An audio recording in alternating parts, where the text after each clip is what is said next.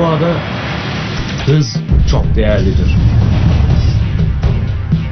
Avcılar hızı pusu kurmak için kullanır.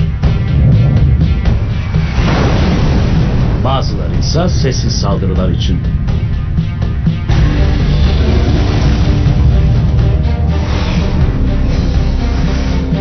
Dünyanın en hızlı hayvanları bu yeteneklerini öldürmek için kullanır.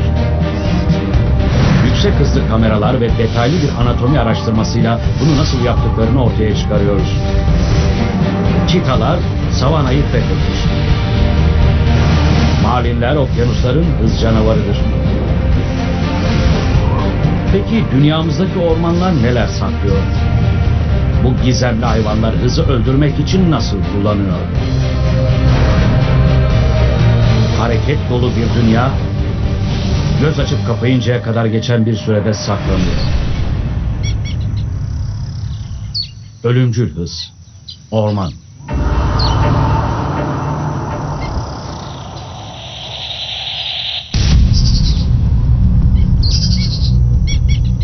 Ekvator boyunca yıl boyu süren tropikal sıcak, dünyadaki en verimli habitatların ortaya çıkmasını sağlamıştır. İlk bakışta orman hızlı canlılara ev sahipliği yapmıyor gibi durur. Ama biraz yakından bakınca dünyanın en hızlı hayvanlarından bazıları ortaya çıkar.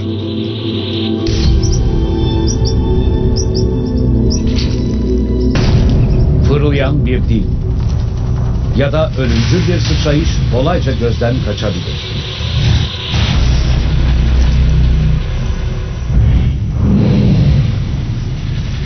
Ormandaki hız canavarları neredeyse görünmez olarak pusuda bekler. Sabırlıdırlar.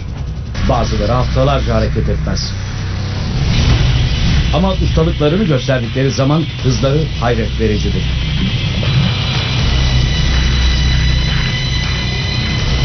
Gözünüzü kırptığınız anda bunu kaçırırsınız. Ama artık değil. Saniyede 1000 kare çeken kameralarla bu ölümcül hız patlamaları görünür hale geliyor.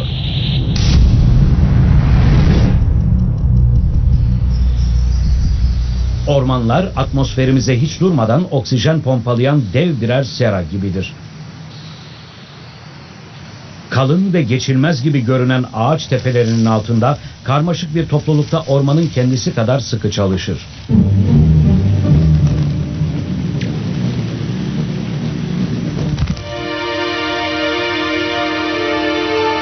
Kahverengi sıçan dünyanın en başarılı memelilerinden biridir.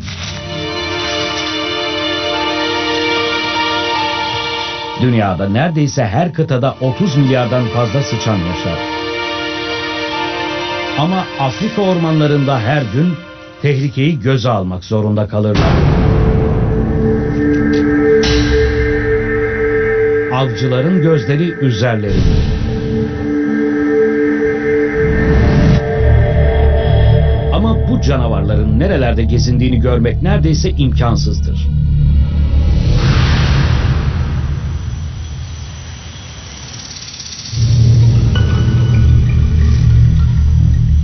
Yavaşça hareket ederek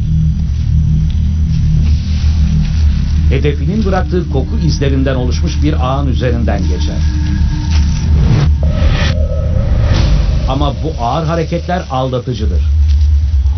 Sadece 1,5 metre uzunluğa sahip Afrika orman canavarı dünyadaki en hızlı saldırılardan birine sahiptir.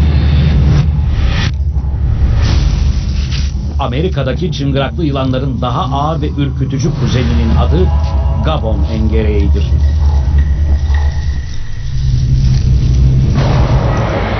Sıçanın hassas duyma ve koku alma yeteneği erken uyarı sistemi vazifesi görür. Ama düşmanımız göz açıp kapayana kadar saldırabiliyorsa erken uyarı sistemi işe yaramaz.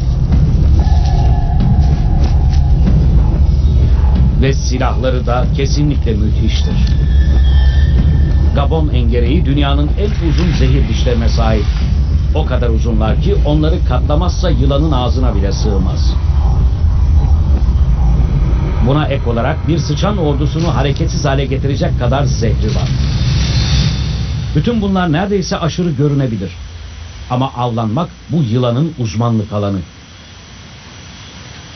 Ve avı da kolay lokma sayılmaz. Sıçan etkileyici bir dönüş hızına sahiptir. Ve yılanın pullu zırhını delip geçebilen dişleri ölümcül enfeksiyonlara davetiye çıkarır.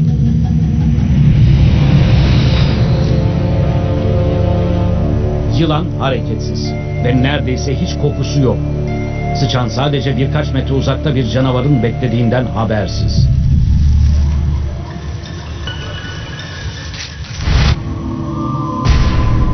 Çoğu orman avcısında olduğu gibi Gabon engereğinin stratejisi de beklemektir. Bir yay gibi toplanıp saldırıya hazır hale geliyor.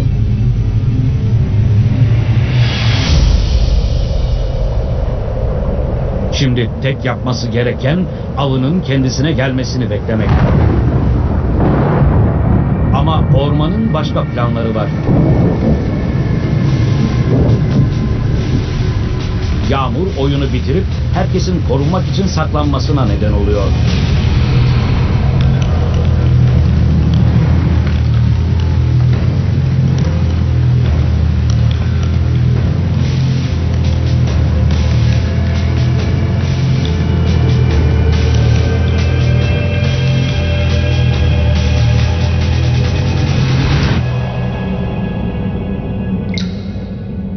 Yılanlar haftalarca, hatta bazen aylarca bir şey yemeden yaşayabilir. Ama şimdi bu engereğin karnı aç.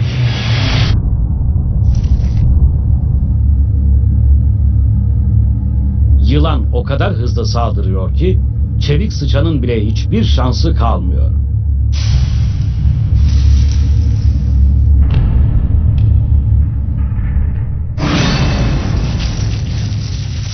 Gabon engereği saniyenin 1/10'dan daha hızlı saldırarak dişlerini sıçana batırıyor. Görüntüyü 40 kez yavaşlatınca hayret verici saldırıyı ortaya çıkarıyor.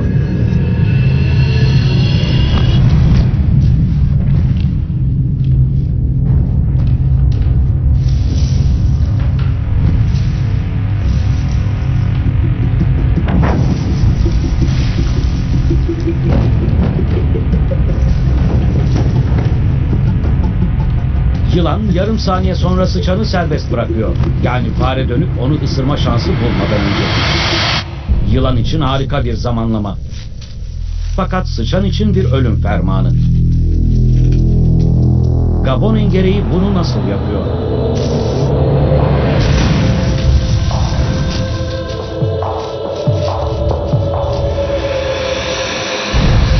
Devasa ve hareketli dişleri ağzının tepesinden aşağı iniyor. Derinlere girerek mide ve akciğer gibi yumuşak organları diliyor. Dev zehir keseleri etrafındaki güçlü kaslar kasılıp içi boş dişlerden zehir boşaltır. Bunların hepsi yarım saniyede oluyor. Sıçan topallayarak geri çekilirken dişi Gabon engereği sadece bekliyor. Dokular saniyeler içinde tam anlamıyla erirken kan gözlere hücum eder. Dokuları parçalayan zehir sıçanı kısa sürede hareketsiz hale getiriyor. Av güvenli bir şekilde hareketsiz kalınca yılan ona yaklaşabilir. Bu boyda bir yemek ona birkaç hafta yeterli olacaktır.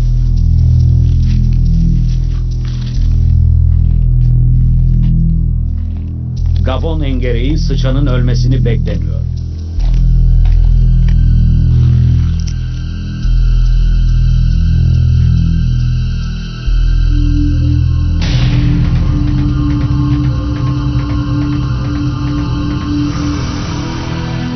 Boğazı dolunca soluk borusu öne çıkıyor. Böylece nefes almaya devam edebilir.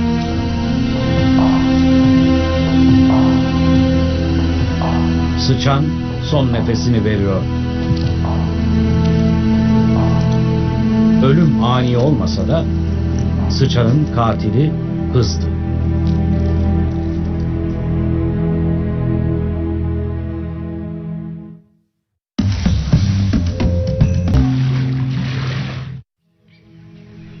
Orman zeminindeki dramadan yukarıda bekleyen bir başka avcıya geçiyoruz.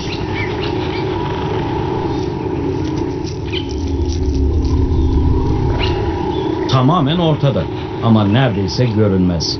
Bir gizlenme ustası.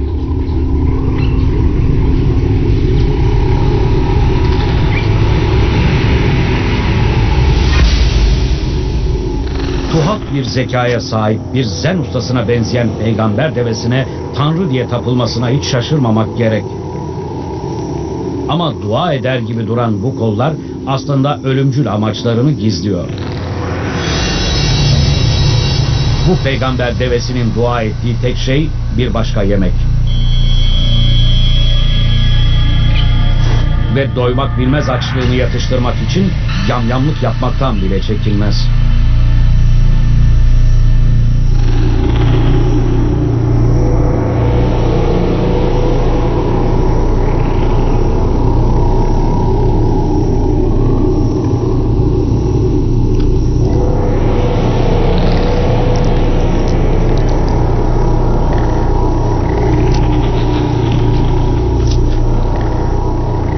Dişi peygamber develeri son derece ürkütücüdür.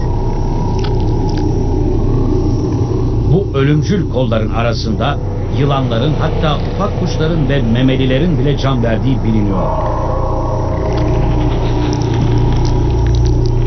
Daha ufak olan erkek mantis onlara kıyasla çocuk oyuncağı sayılır. Gözlerinde göz bebeği varmış gibi görünür. Ama bu sadece yanılsamaların neden olduğu görsel bir illüzyondur. Gözleri 10.000 kadar özelleşmiş alandan oluşur. Böylece 15 metre uzağa görebilecek kadar güçlü, stereoskopik bir görüşe sahiptir.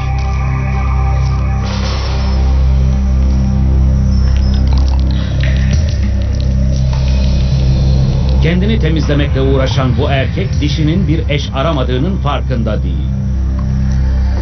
Dişi yemek peşinde. Dua eder pozisyonunda gerilmiş bacaklarıyla saniyenin 30.000'de biri sürede saldırabilir. Gözümüzün göremeyeceği kadar hızlı.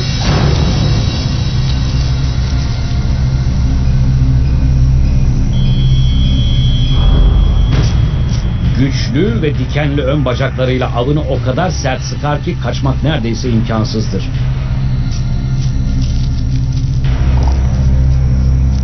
Ve peygamber devesi avını canlı canlı yer. Tabii karşı koymazlarsa. Böyle durumlarda avını kafasını koparır.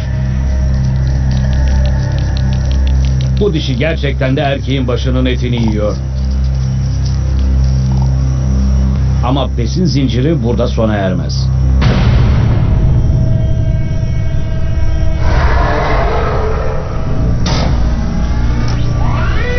Trioceros, Bradypodion ve Archaeus gibi isimlerden söz ederken Jurassic çağına döndüğümüzü düşünebilirsiniz. Ama bu soğukkanlı hayvanlar günümüz ormanlarının en başarılı avcıları arasında yer alır. Avınız bu kadar hızlı hareket ederken çabuk davranmak zorunda kalırsınız. Döner başlıkların üzerinde bulunan iyi gelişmiş gözlerle neredeyse 360 derecelik bir görme açısına sahiptir. Saklanacak hiçbir yer yok. Bu tuhaf sürüngenlerin adı Bukalemun'dur.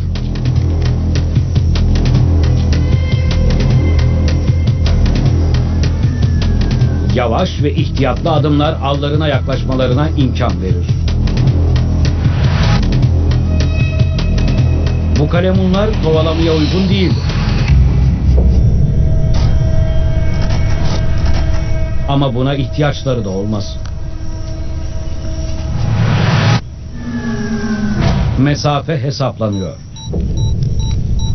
Ateşleme mekanizması yüklendi. Hedefe nişan alındı.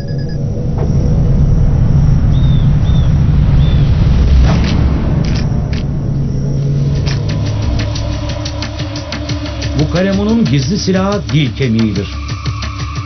İyonik boynuzu denen uzun bir diken. İçi boş dili tıpkı bir çorap gibi kemiğin üzerine yerleştirir. Kafatasındaki kaslar at nalı şeklindeki kemiği geri çeker ve bu kemiği ağzın dışına fırlatır.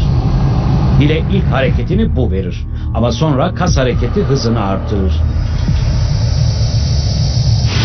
Hızlandırıcı kaslar toplanmış dili sıkarak koni şeklindeki kemikten fırlamasını sağlar. Bu tıpkı bir karpuz çekirdeğini sıkmak gibidir. Ama burada çekirdek yerinde kalırken onu sıkan şey ileri fırlar.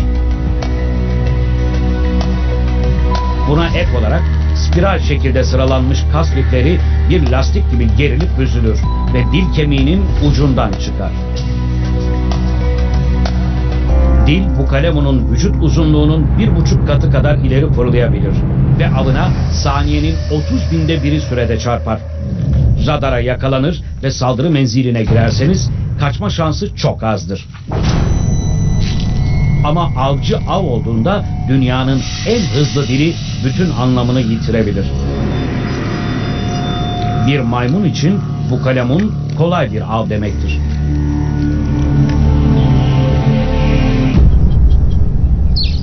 Şu anda gezegenin üzerinde yaklaşık 1 katrilyon karınca geziniyor. Bazılarının hızı saatte yaklaşık 300 metredir. Bizim dünyamız için oldukça yavaş ama bizler karınca boyutunda olsaydık bizden tam 16 kat daha hızlı yürüyor olurlardı. Ayrıca vücut ağırlıklarının 20 katını taşıyabilirler. Bu ortalama bir erkeğin bir arabayı hiç ara vermeden birkaç kilometre taşımasıyla eşdeğerdir.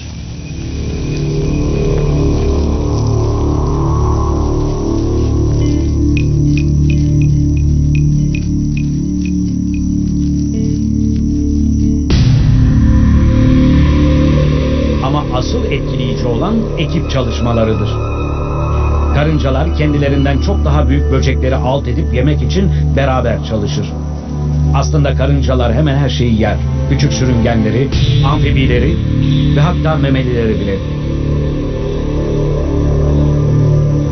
Ama yalnızken savunmasız kalırlar. Uzaydan bir manzara gibi orman tabanı kocaman kraterlerle işaretlenmiş. Evet, kocaman. Tabii bir karıncaysanız. Bunlar aslında büyük çukur tuzakları. Ve her birinin altında gerçek birer canavar gizlidir.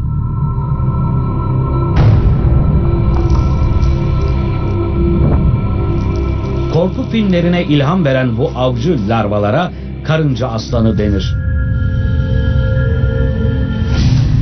Avını kovalayacak kadar hızlı olmayan karınca aslanı enerjisini bunun yerine inşaata harcamıştır. Ve işi bitince bekler.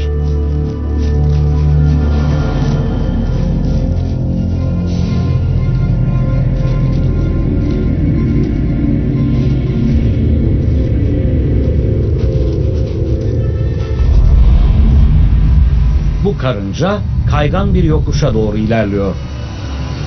Ayaklarının altındaki toprak kayıyor.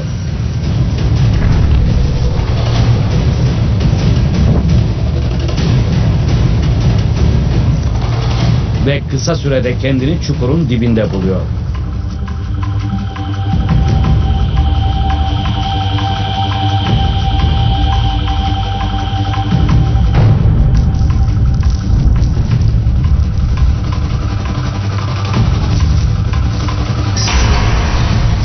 Karınca aslanı şaşırmış olan avının üzerine kum atarak onu yakalayabileceği kadar yakına çekmeyi umuyor.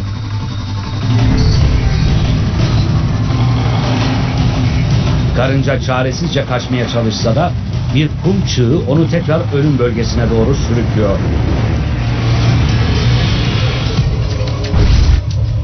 Karınca aslanı kumları vücudunu hareket ettirip kafasını şimşek hızıyla öne doğru iterek fırlatır.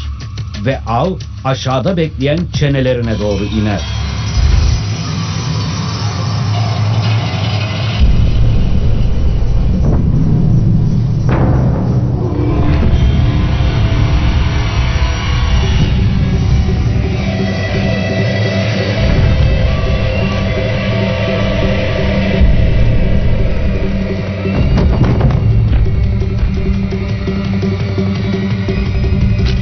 Çeneleriyle karıncanın yakalayabildiği ilk parçasını tutar ve onu hareketsiz hale getirir.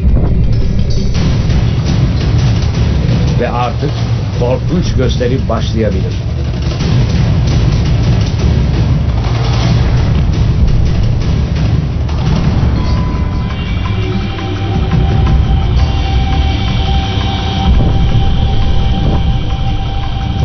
Çaresiz kurban ölene kadar hırpalanır.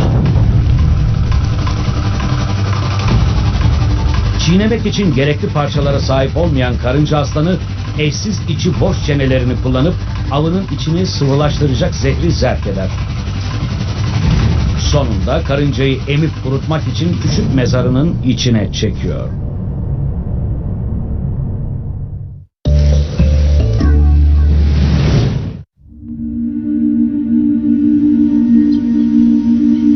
Ormanda ağaç dalları arasında gerilmiş duran bu hassas ipler bilime meydan okur. Bunlar dünyanın en büyük ve en güçlü ağları. Genişliği 2 metreyi bulabiliyor. Ve bu ağlar hızı engellemek için tasarlanmış.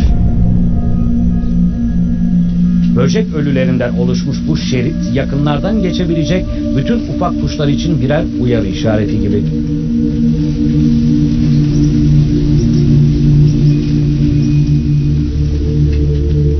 Ağ, çelik ve kevlardan daha dayanıklı. Ayrıca çok daha esnek. Bu endüstrinin imrendiği bir şey. 20 yıllık sıkı bir bilimsel çalışmaya rağmen bugüne kadar kimse örümcek ipeğini taklit etmeyi başaramadı.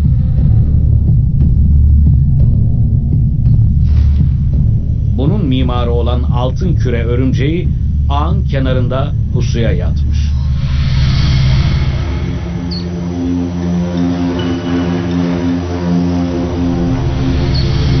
Uzun bacaklarıyla ağdaki gerilimi kontrol edip sonraki avının vereceği işareti kolluyor.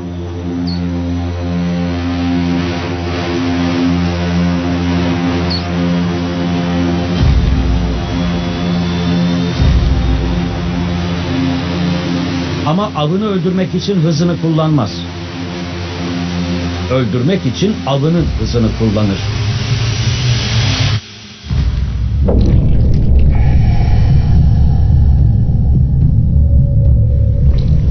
Uçan bir böcek ağına çarptığında titreşimler sıradaki avı için onu harekete geçirir. Ağ 2 farklı ipekten yapılmıştır. Sert ve kuru ipler ağı bir arada tutan yapısal liflerdir. Örümcek bunların üzerinde yürür. Daha ince ve yapışkan olan spiral iplerde avı yakalar.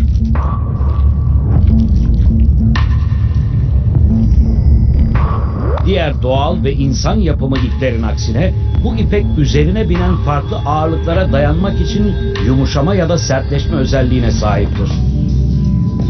İnanılmaz şekilde örümcek arka plandaki ışık seviyesine göre ipeğin renk yoğunluğunu ayarlayabilir. Ağın yapısı bile böcekleri kendine çeker. Parlak ve zigzag şeklindeki desenler tıpkı çiçekler gibi ultraviyole ışığı yansıtır. Örümcek ipeği bu dişinin karnındaki bir bez tarafından üretilen sıvı protein olarak ortaya çıkmaya başlar. Örümcek iplik borularını kullanarak bu protein moleküllerini uzun kanallara yöneltir ve burada proteinin moleküler yapısı yeniden düzenlenerek katı altın ipeğe dönüştürülür. Bilim insanları bu işlemi henüz taklit edemiyor.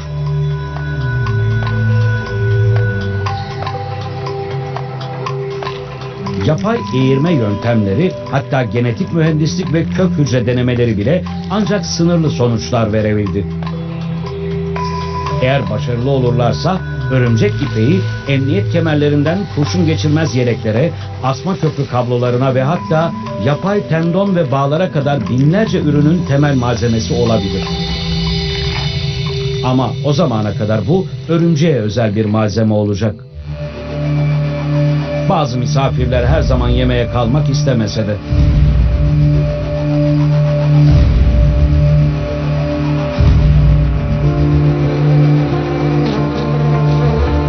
Ve bazıları bedava öğle yemeği olmaktan kurtulsa bile. Ama uygun bir hava saldırısıyla örümcek de başka birinin akşam yemeği olabilir.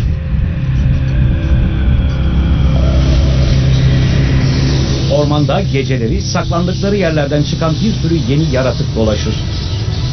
Gökyüzüne çıkan milyonlarca kanatlı memeli böceklerin sayılarını kontrol altında tutar. Ama güneş battığında ormandaki daha büyük hayvanların da hayatları için endişelenmesini gerektiren sebepler vardır.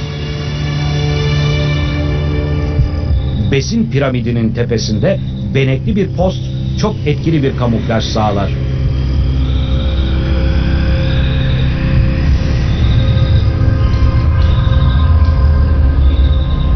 Bu pusu avcıları tek seferde 6 metre sıçrayabilir. Ama leoparlar karanlıktan faydalanmayı tercih eder. Gündüz vakti işleri hiç kolay sayılmaz. Hava yaklaşmak zor bir iştir. Bazen de tehlikeli. Çakma babunları vahşice kavga edebilir ve anlık patlamalarla leoparın süratine ulaşabilirler. Her iki türün de hızı saatte 56 kilometreye kadar çıkar. Gözetleme noktalarına yerleşen nöbetçiler daha fazla tehlike işaretine karşı bölgeyi tarıyor.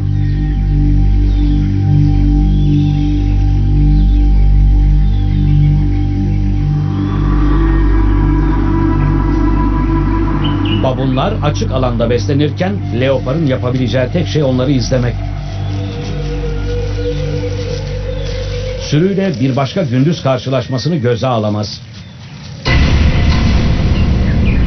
Ama leoparın zamanı yaklaşıyor. Şartlar büyük oranda onun lehine dönmek üzere. Gün sona ererken korku uyanır. Babunların gece görüşü zayıftır. Yani geceyi geçirmek için güvenli bir yer düşünme zamanı geldi. Babunların sığınakları ağaç tepeleridir. Ama bu güvenli bölge bir illüzyondan ibaret. Leoparlar da doğuştan tırmanıcıdır. Uzun ve kaslı arka bacakları zıplama için gerekli olan itişi yaratır. Daha kısa olan ön bacaklarındaki kürek kemiklerinin kenarlarında yer alması daha iyi tırmanma için boşluk sağlar. Ağırlıklarına oranla leopar, bütün büyük kediler arasındaki en güçlü tırmanıcıdır. Ve leopar karanlıkta avlanmayı tercih eder.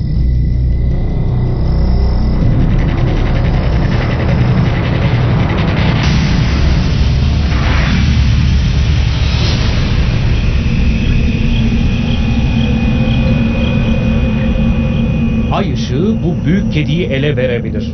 Ama karanlığa uyum sağlamış gözleriyle avantaj hala onda.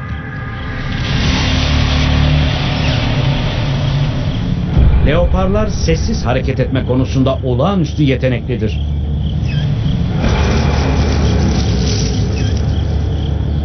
Ayaklarını yavaşça ve dikkatlice basarak babunların uyuduğu yere yaklaşıyor.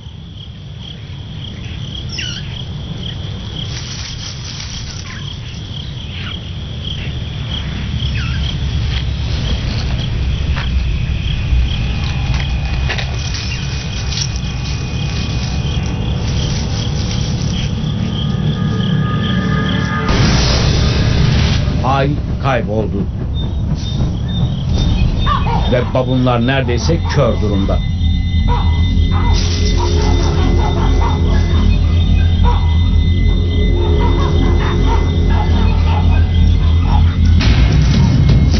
Ağaç tepesinin sağladığı güvenlik saniyeler için tamamen ortadan kalkıyor. Son bir atlayış, ava uzanan pençeler ve maymunun ensesinden ölümcül bir ısırık. Her şey bitiyor. Sürünün kalanının alarm verip etraftaki ağaçlara çekilmekten başka yapabileceği bir şey yok. Bu gece leoparın oldu.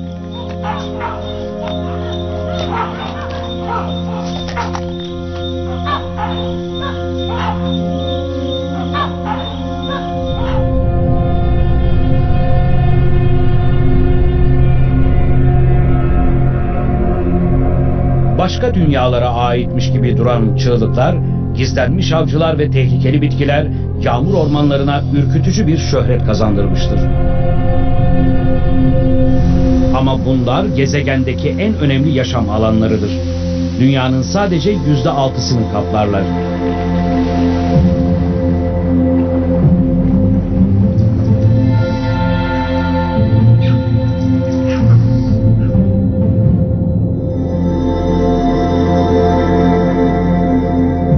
Orman nehirlerinin kumlar üzerinden aktığı yerlerde berrak sular cennet gibidir.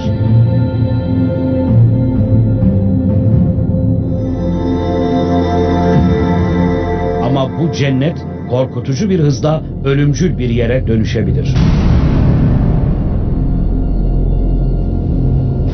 Bu nehirlerin hareketsiz yüzeyleri altında tavırları dişlerine uygun olan vahşi bir avcı dolaşıyor. Orman nehirlerinde gezinirken etrafına dehşet yayar.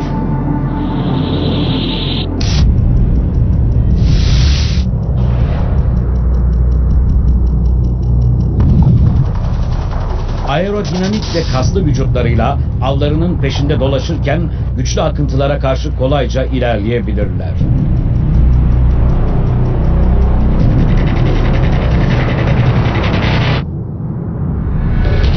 Latince adı çizgili su köpeği anlamına geliyor. Bu hayvanın ismi kaplan balığı. Afrika'nın piranhaya cevabı da diyebiliriz. Birbirleriyle aynı boydaki balıkların oluşturduğu sürüler halinde avlanmayı tercih ederler. Kaplan balıkları yamyamlık da yapar. Küçük olanlar yiyecek anlamına gelir. Nihayet fazla büyüdüklerinde ki 10 kiloya ulaşabilirler, yalnız avlanırlar. Bu yağmacı canavarların yoluna çıkan hiçbir balık güvende değildir.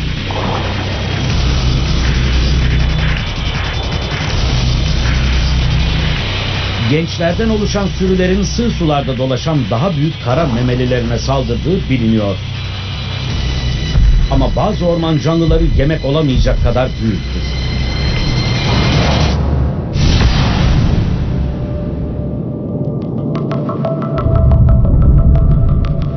Kaplan balıkları kurbanlarını şaşırtmak için hızlarını kullanan acımasız avcılardır. Çoğu zaman avlarını bütün olarak yutarlar. Saldırgan bir hızla yapılan hamle bütün kaçma girişimlerini boşa çıkarır.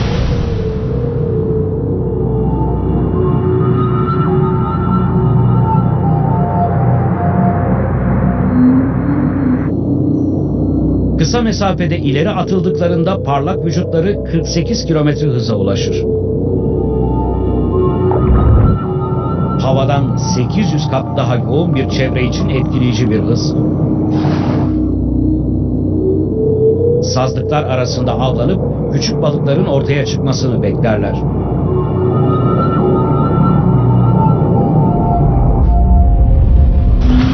Ama süratli saldırılar şimşek kadar hızlı tepkiler gerektirir.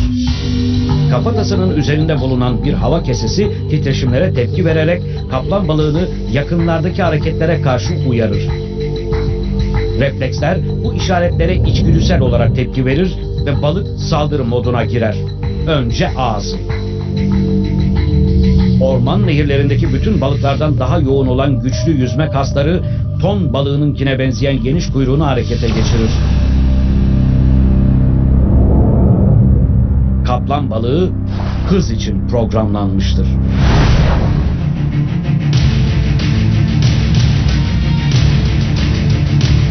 Nehirlerin çok yukarısında ağaç tepelerinin üzerinde bir hayalet bombacı dolaşır. Bu yükseklikte bile en yüksek hızıyla uçarken yerdeki ufak bir avı fark edebilir.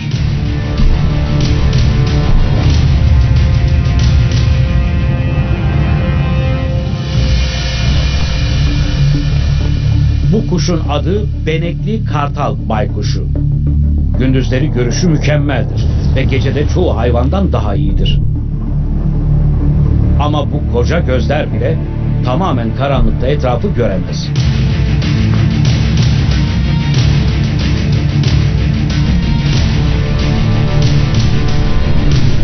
Yani kartal baykuşunun asıl gizli silahı duyma yeteneğidir.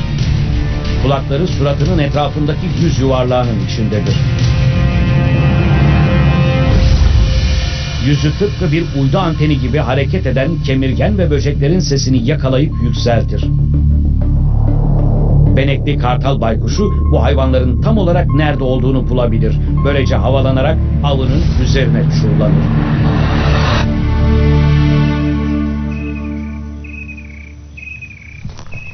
Bu kertenkelenin gözleri mükemmel görürken, baykuşun en sevdiği avların yani kemirgenlerin çok iyi duyma yetenekleri vardır. Ama bu uçan avcının ona fazladan bir avantaj sağlayan bir başka özelliği daha var. Gizlilik.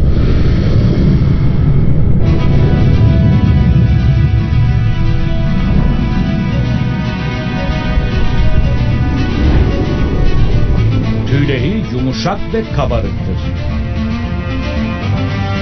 Ama diğer bütün kuşların aksine bu baykuşlar kanatlarının ön tarafında tarak benzeri püsküllere sahiptir. Bu hava akımını dağıtarak sesi boğar.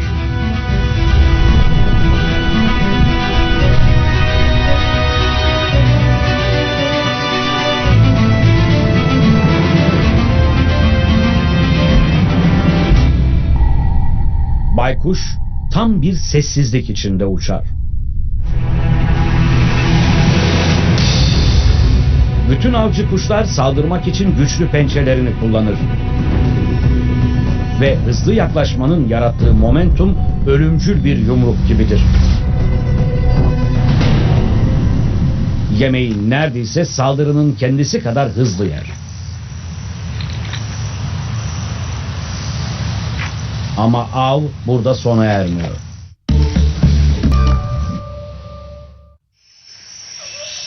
Bu sık ormanda başka hız canavarları da saklanıyor. Örümcek. Orman onlarla dolu. Hız yetenekleri açıkça görünmez. Ta ki avlanmaya karar verene kadar. Tarantulalar, balıkçı örümcekler, babun örümcekleri. Her biri özel avlanma teknikleriyle ormanın farklı bir bölgesinden yararlanır.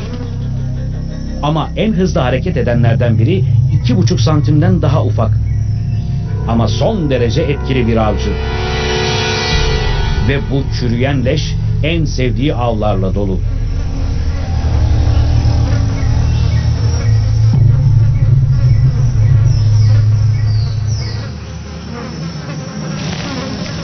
Avladığı şey bu sinekler. Ama ustaca hareket eden hedeflerdir. Sinekler uçan böcekler arasında en hızlılarından biridir. Yarı boylarında bir avcı için imkansız birer hedef olarak görünüyorlar. Sinekler kanatlarını saniyede yaklaşık 250 kere çırpar. Beyinlerindeki elektriksel tepkilerden bile çok daha hızlı. Ve yönlerini tamamen değiştirmek için sadece birkaç kanat çırpışına ya da saniyenin yaklaşık 50 binde birine ihtiyaçları vardır. Kanatlarını aşağı yukarı değil, ileri geri sallayan bu böcekler gerçekten de havada yüzer. Bu uçan jimnastikçilerle başa çıkmak için olağanüstü bir avcı gerekir. Zıplayan örümcek. Bu minik örümcekler bir anda kendi boylarının 50 katı kadar zıplayabilir. Hız, keskinlik ve esnek kararlar verebilme bu avın olmazsa olmaz parçalarıdır. Örümceklerin bacak kasları genelde zayıftır. Bu yüzden zıplayan örümcek hidroliklere güvenir. Göğüs kafesindeki büyük ve güçlü bir adale kasılarak kanı arka bacaklara gönderir. Yüksek basınçla gelen bu sıvı bacakları hızlı şekilde gerer. Sürekli olarak zıplamaya hazır olan örümcek bir hedef seçiyor.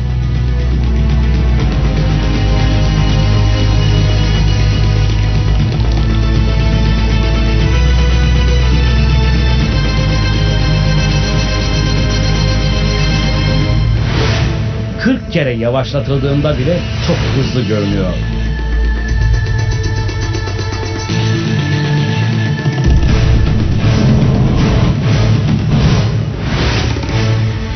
Türüne özgü olan sıra dışı 3 boyutlu görüş yeteneğiyle aradaki mesafeyi ölçebilir.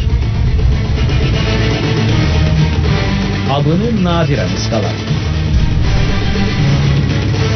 Ama bu sinek bir daha uçamayacak.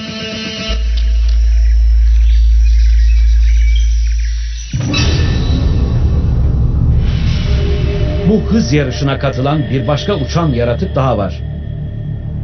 Afrika çakır kuşu.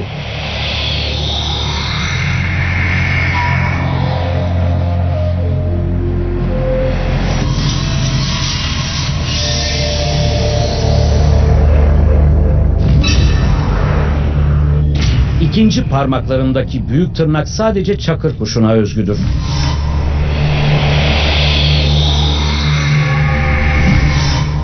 Bu silahlar hızla birleşince ölümcül hale gelir. Ve sık bitki örtüsü bile bu avcıyı yavaşlatamaz. Saatte 61 kilometre hızla uçabilir. Ve dalışa geçtiğinde hızı tam 214 kilometreye ulaşır. Bu hızın sebebi kanatlarının şeklidir.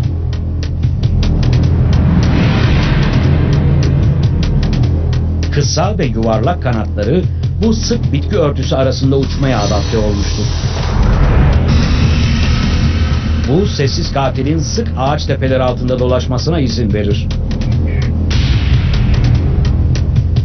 Kısa kanatların etrafa takılma ihtimali uzun kanatlara göre çok daha azdır.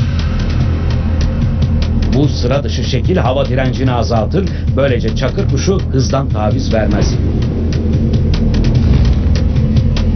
Diğer kuşların aksine dönmek için yavaşlamaya ihtiyaç duymaz.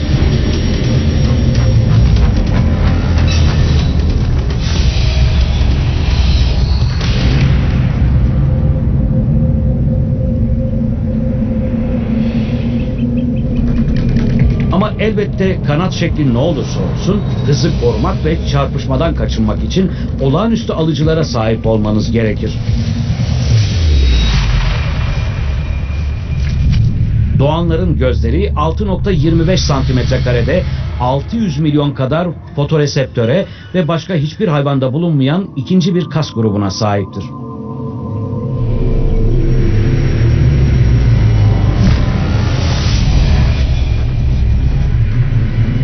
Gözün üzerindeki kemiksi bir çıkıntı gözleri avlanırken yaralanmaktan korur ve kuşa ürkütücü bir görünüm verir.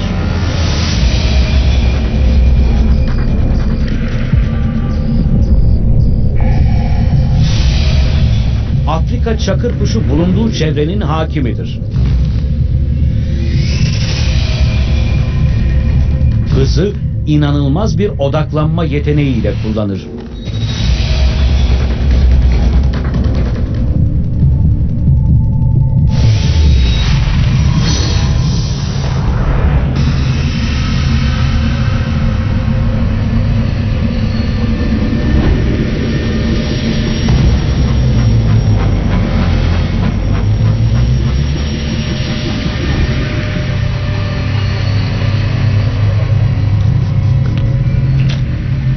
Hız ormanda birçok şekle ve biçime sahiptir.